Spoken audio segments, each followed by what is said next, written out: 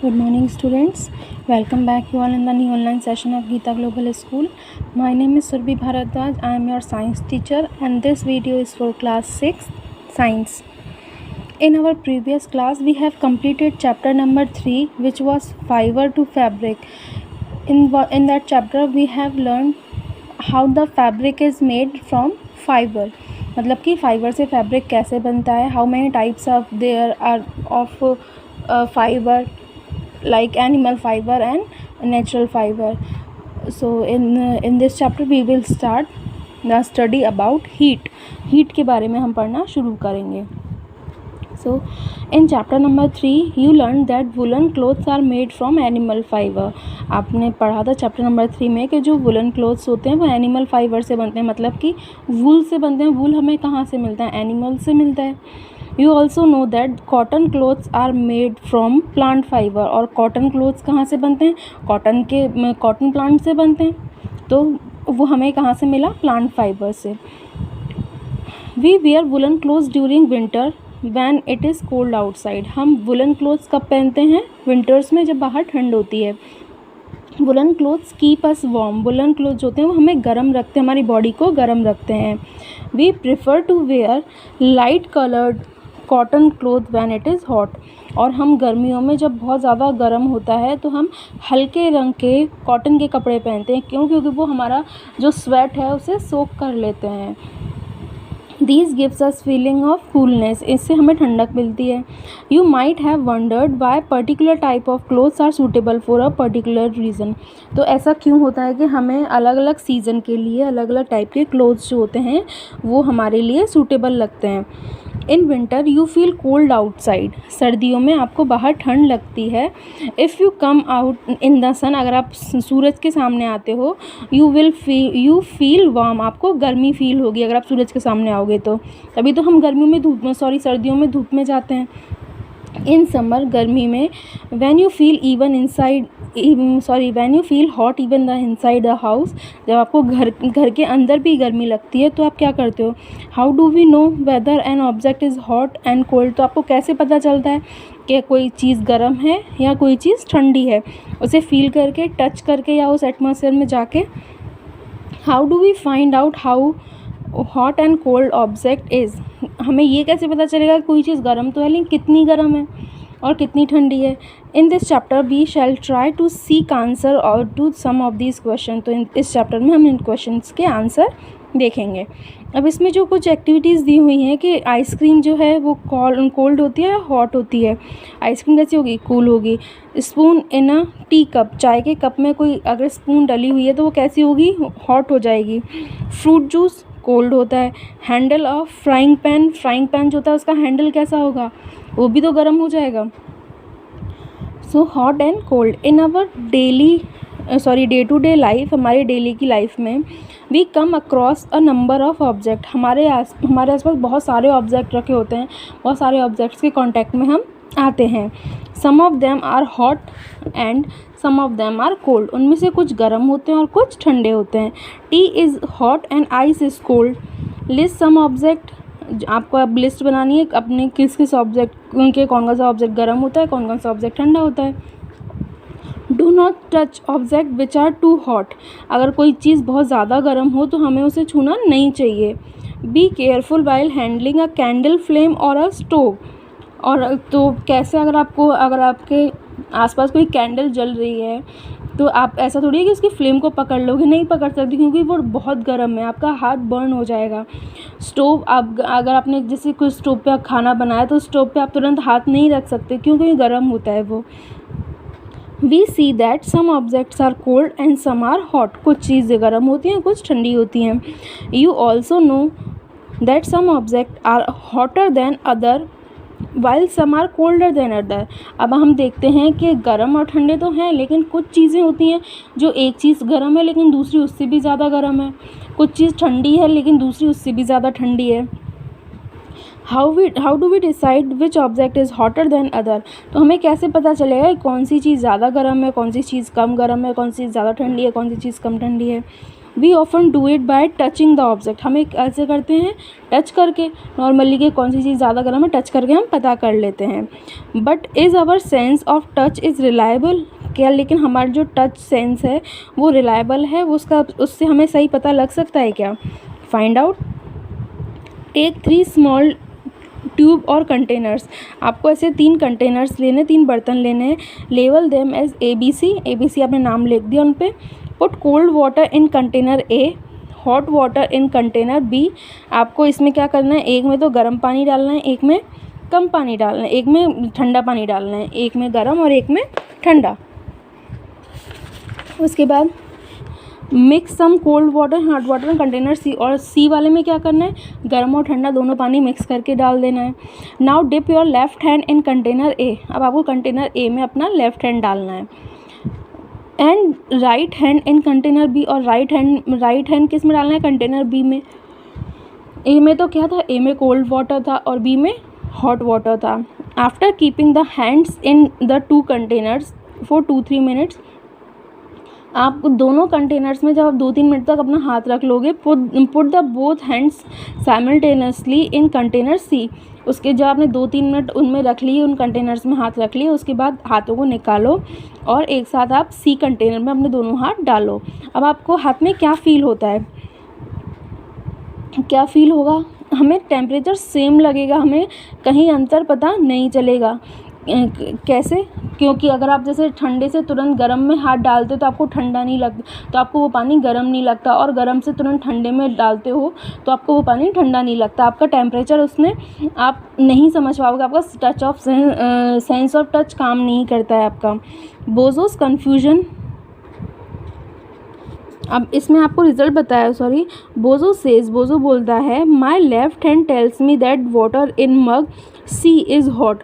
Left hand तो क्या बताता है आपका, क्योंकि जो C कंटेनर का वाटर है वो गर्म है, बट राइट हैंड क्या बताता है, द सेम वाटर, मतलब कि जो C का पानी है वो ठंडा है। तो अब ये हुआ कैसे? Boojho's confusion shows that we can not always rely on our sense of touch to decide whether an object is hot और cold.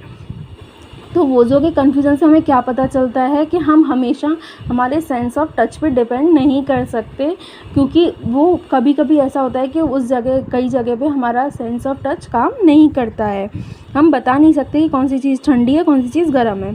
Sometimes it may deceives us, कभी कभी ये हमें कन्फ्यूज भी कर सकता है। Then how do we find out how hot an object really is, तो हमें कैसे पता चलेगा कि कोई चीज़ कितनी गर्म है? A reliable measure of hotness of an object is its temperature. इसका जो टेम्परेचर को मेज़र करने का रिलायबल तरीका होता है वो क्या होता है, इसका टेम्परेचर पता करना कि टेम्परेचर क्या है, कितना है उस चीज़ का। Temperature is measured by a device called thermometer. Temperature किस डिवाइस से मेजर होता है? थर्मामीटर से। मेजरिंग टेम्परेचर, अब थर्मामीटर से कैसे टेम्परेचर मेज़र करते हैं? Have you seen a thermometer, क्या आपने कभी कोई थर्मामीटर देखा है? ये ऐसा होता है, इधर पिक्चर दे रखी है थर्मामीटर की, आपने कई बार देखा होगा, आपके घरों में भी रखा होता है। रिकॉल दैट व्हेन यू और someone else in your family had fever, आपको याद होगा कि कभी आपके घर में आपको या आपके घर में किसी को फीवर हुआ होता है, तो the temperature was measured by thermometer. तो उसका टेम्परेचर कैसे पता करते हैं? थर्मामीटर से। The thermometer that measure our body temperature is called clinical thermometer. जिस थर्मामीटर से हमारी बॉडी का टेम्परेचर पता करते हैं उसे क्या बोलते हैं? Clinical thermometer. Hold the thermometer in your hand, अपने हाथ में थर्मामीटर पकड़ो एंड एग्जामिन इट क्लियर और केयरफुली, और उसे ध्यान से एग्जामिन करो। If you do not have a thermometer request a friend to share it with you, अगर आपका थर्मामीटर नहीं है तो अपने किसी फ्रेंड से रिक्वेस्ट करो। A clinical thermometer looks like the one shown in 4.2, clinical thermometer ऐसा दिखाई देता है हमें, जिसमें देखो टेम्परेचर शुरू होता है 35 से 42 तक, क्योंकि 35 से क्योंकि ह्यूमन बॉडी जो होती है उसका टेम्परेचर लोएस्ट 35 हो सकता है और मैक्सिमम 42 हो सकता है। A clinical thermometer consist of a long narrow uniform glass tube. इसमें ये एक लंबी पतली सी सकड़ी सी और यूनिफॉर्म मतलब कि सब तरफ से एक जैसी ग्लास की ट्यूब होती है। It has a bulb at the end. इसके लास्ट में एक बल्ब होता है। This bulb contain mercury. और इस बल्ब में क्या होता है? मर्क्यूरी मतलब कि पारा भरा हुआ होता है। Other side the bulb a small shining thread of mercury can be seen. और आपको अदर साइड में ये जो आपको लाइन है ये मर्क्यूरी की लाइन दिखाई देती है, जिसमें ये आपको डार्क वाली लाइन दिख रही है ये मर्क्यूरी है, पारा है। If you do not see the mercury thread, अगर आपको मर्क्यूरी थ्रेड नहीं दिखाई दिया तो आप क्या करोगे? Rotate the thermometer a bit till you see it. तो अपना थर्मामीटर थोड़ा सा रोटेट करो जब तक आपको वो दिख नहीं जाए। You will also find a scale on the thermometer. आपको स्केल भी दिखाई देगा। ये जो स्केल है इसमें आपको टेम्परेचर लिखा हुआ है। The scale we use is Celsius scale indicate by degree C. तो ये जो स्केल होता है ये सेल्सियस स्केल होता है जिसे हम डिग्री सी से शो करते हैं, इंडिकेट करते हैं।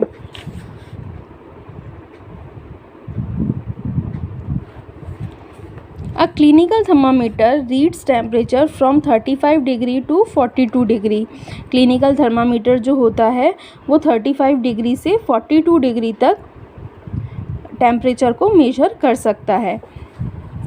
Activity 4.2 reading a thermometer. Thermometer को हम कैसे पढ़ते हैं, उसमें कैसे हम टेम्परेचर को रीड कर सकते हैं। सो थर्मामीटर को रीड कैसे करेंगे? फर्स्ट क्या करना है? Note the temperature difference indicate between two bigger marks. तो आपको ये दो बड़े बड़े जो मार्क दिए होते हैं जैसे कि 35 36 से 37 तक, तो इनको आपको नोट करना है कि 35 से 37। उसके बाद also note down the number of division shown by smaller marks between these marks. ये जो आपको दो मार्क दिए हुए हैं 36 37, इनके बीच में जो स्मॉल से इसका आपको स्केल दिए हुए हैं इनको भी आपको नोट करना है। Suppose the bigger mark read 1 degree and there are 5 division between them. तो ये आपको बिगर मार्क जो हैं ये 1 डिग्री का, इसमें 1 डिग्री का डिफरेंस है और जो ये इनके जो स्मॉल डिवीज़न है वो 5 हैं। तो आप इसको कैसे रीड करोगे? 1/5 या 0.2 degree Celsius. Wash the thermometer preferably with N antiseptic solution. जब आप थर्मामीटर को यूज़ करो उससे पहले आप उसको एक एंटीसेप्टिक सॉल्यूशन से वॉश करो। Hold it firmly. इसे धीरे से ध्यान से हल्के से पकड़ो। Give it a few jerk. इसे थोड़ा सा ऐसे करके, जैसे कि सपोज करो ये थर्मामीटर तो उसे ऐसे करके झटको 2-3 बार। The jerk will bring the level of mercury down. तो जो ये झटका होगा उसकी वजह से जो मर्क्यूरी का लेवल होगा वो नीचे आ जाएगा, नॉर्मल हो जाएगा, 35 तक आ जाएगा वो।